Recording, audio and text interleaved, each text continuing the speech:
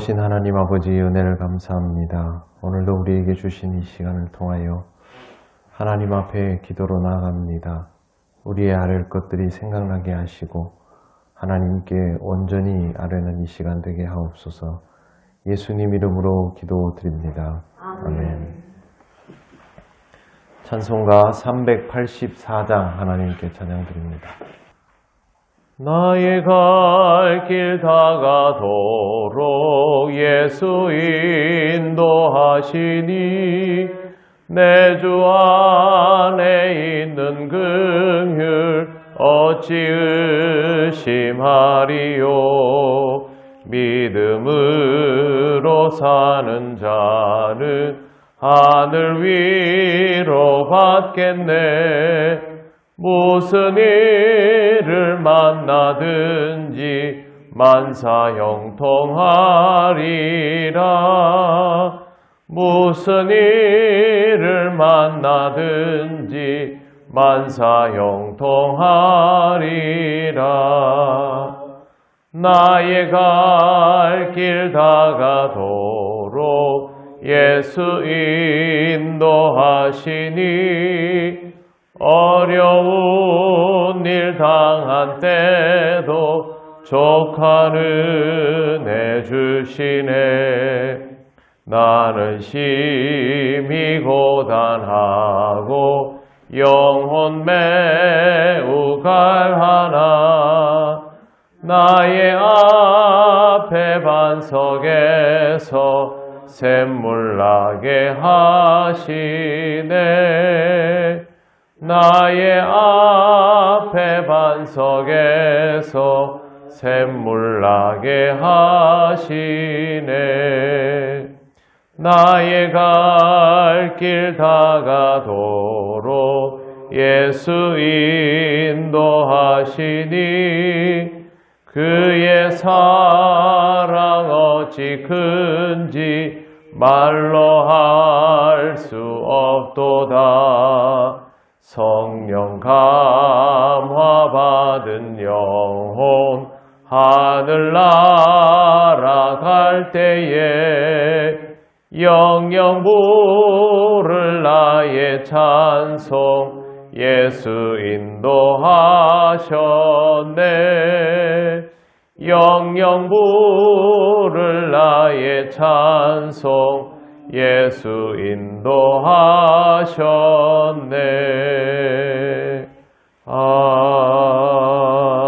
아멘. 하나님 말씀 로마서 13장 10절입니다. 같이 봉독하겠습니다.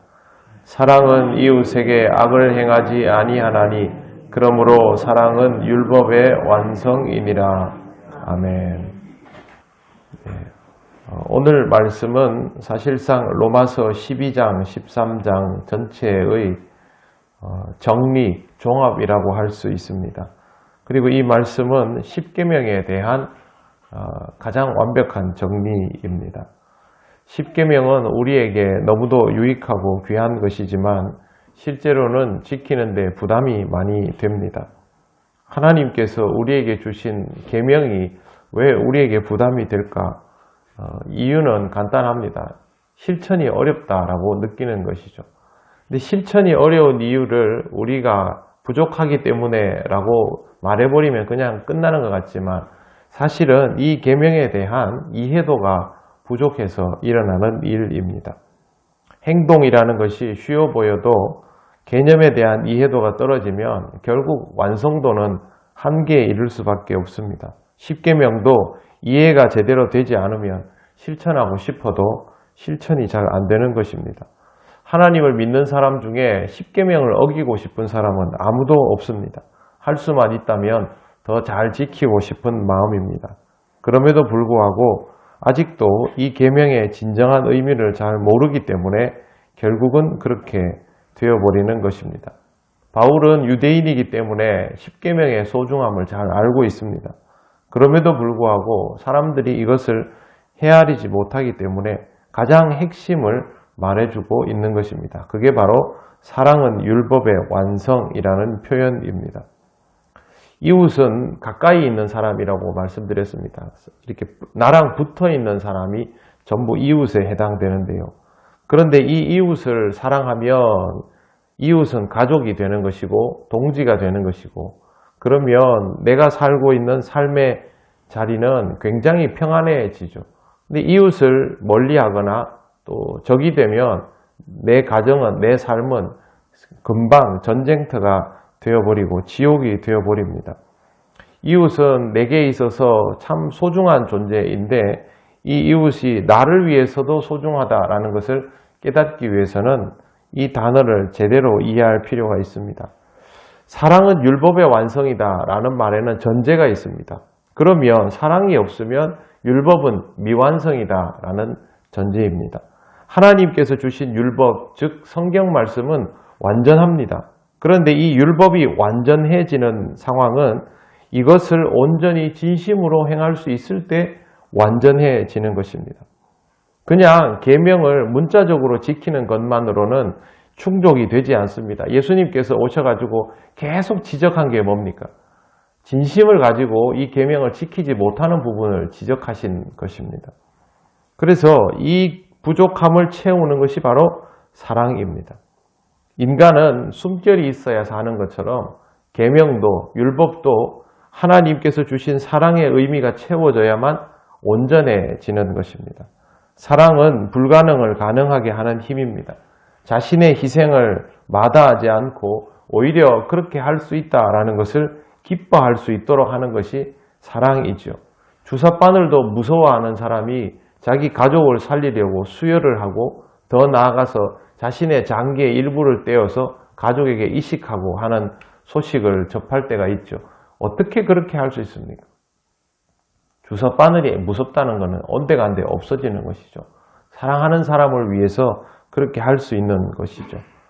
효자는 부모를 모시고 또 부모에게 연락을 취하고 부모를 찾아뵙고 이런 것에 한계를 두지 않습니다. 내가 할 수만 있다면 부모님을 모시고 싶고 부모님께 연락을 한 번이라도 더 하고 싶고 얼굴을 한 번이라도 더 보고 싶죠. 그런데 효도할 마음이 없는 자식은 자기도 모르는 사이에 내가 얼마 만에 한 번씩 전화를 하면 자식의 도리를 다하는 것일까? 이렇게 나오죠. 이 사람에게는 이게 아무런 의무도 규정도 아니지만 이 사람에게는 이것이 의무와 규정이 되는 겁니다. 그럼에도 불구하고 이 사람은 효자의 행동을 따라갈 수가 없죠. 그만큼 사랑이라는 것이 무서운 것입니다. 사랑이 충분하면 절대 법을 말하지 않습니다. 하나님이 주신 계명도 마찬가지입니다.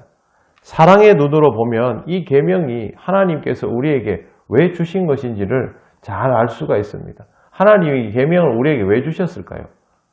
이걸 잘 지키나 안 지키나를 봐가지고 잘 못 지키면 벌을 주려고 주셨을까요? 전혀 그렇지 않습니다.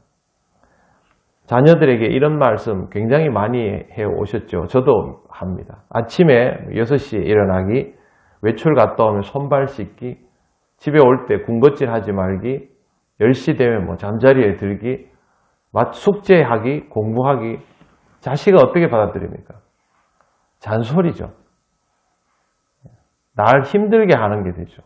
실제로는 그런 마음으로 우리가 자식한테 이야기합니까? 하나하나 다 위에서 이야기하는 것이죠. 하지만 마음을 헤아리지 못하면 부모의 이야기들은, 물론 부모의 표현도 중요하겠지만 부모의 이야기들은 전부 잔소리이고 자식의 머릿속에는 내가 이걸 못 지키면 혼이 난다, 그 생각만 하는 겁니다. 유대인들은 그런 마음으로 살았습니다. 원래 그런 의도가 아닌 것을 직접 받은 사람들은 알았지만 시간이 지나면서 순식간에 변해버려서 전부 계명을 그런 식으로 바라보게 되어버린 것이죠. 안 지키면 벌 받는 것. 교회를 다니는 우리도, 예수님을 만나고 예수님의 말씀을 듣고 배운다는 우리도 계명 그러면 안 지키면 벌 받는 것. 어차피 잘 못 지키니까 그럼 우리끼리 서로 별로 얘기하지 말고 살자 해서 교회 안에서 십계명이 어느 날부터 사라진 겁니다. 지금 누가 십계명 이야기합니까? 안 합니다. 그런데 여러분, 이 십계명이 없이 예수님의 말씀까지 연결이 될 수가 없습니다. 예수님의 말씀은 알고 보면 전부 이 십계명에 관한 것이거든요. 이 십계명이 잘못 받아들여진 것에 대해서 일어나는 문제들을 예수께서 우리에게 회복시켜 주신 것이 신약에 있는 예수님 말씀들입니다. 그래서 우리는 이 말씀을 똑바로 이해해야 되고 사랑의 의도로 주신 계명이라는 것을 받아들여야만 내가 이것을 지킴에 있어서도 하나님이 나를 정말 위해서 주신 계명이구나. 내가 이 계명을 통해서 더 나아지는구나. 온전하여지는구나. 그러면 내 마음에도 이것을 지켜나가는 진심이 있어야지. 사랑의 마음이 있으면 이것이 모두 가능해지겠구나. 내가 하나님을 얼마나 사랑하고 내 이웃을 얼마나 사랑하고 하나님이 만드신 나 자신을 얼마나 사랑하는가에 따라서 이걸 할 수도 있겠구나. 그렇게 받아들여져야 합니다. 바울이 그 말을 하려고 그러므로 사랑은 율법의 완성이니라 하는 정말 훌륭한 표현을 우리에게 가르쳐주고 있는 것입니다. 신앙생활은 지금 우리가 잘하고 잘못하고를 떠나서 진심으로 해야 하는 것입니다. 진심으로 하지 않는 신앙의 영역들은 우리의 부족함이 어느 정도 지나고 난 다음에도 여전하다면 결국 외식함밖에 되지를 않습니다. 그래서 항상 하나님 앞에 진심으로 설 수 있도록 그렇게 최선을 다하시기를 바랍니다. 그렇게 하는데도 우리의 부족함이 나오는 것을 하나님이 뭐라 하시지 않습니다. 다만 그것을 애써 부정하고 외면하면서 아닌 것처럼 살아가는 그런 가식적인 삶이 되지 않도록 항상 주의하셔서 하나님이 우리에게 주시는 이 소중한 계명을 기쁘게 받아들이고 지켜나가시기를 바랍니다. 기도드리겠습니다. 하나님 감사합니다. 우리에게 주신 소중한 말씀의 의미를 잘 깨닫지 못하고 어렵게 지키다가 이제는 부정하여 버린 이 시대 속에서 주님 말씀을 다시 새기며 조금씩 배우고 익히며 지켜나가기를 원합니다. 즐거운 마음으로 주님의 계명을 지키게 하시고 그럴수록 하나님의 마음을 더욱 헤아리게 하셔서 정말 하나님을 영화롭게 하고 영원토록 하나님을 즐거워하는 우리들 되게 하여 주옵소서. 추운 날씨 가운데에도 우리 모든 성도들의 건강을 지켜주셔서 오늘도 주님 안에서 강건하게 이 하루를 살게 하옵소서. 감사드리며 예수님 이름으로 기도드립니다. 아멘. 하늘에 계신 우리 아버지, 아버지의 이름을 거룩하게 하시며 아버지의 나라가 오게 하시며 아버지의 뜻이 하늘에서와 같이 땅에서도 이루어지게 하소서. 오늘 우리에게 일용할 양식을 주시고 우리가 우리에게 잘못한 사람을 용서하여 준 것 같이 우리 죄를 용서하여 주시고 우리를 시험에 빠지지 않게 하시고 악에서 구하소서. 나라와 권능과 영광이 영원히 아버지의 것입니다. 아멘.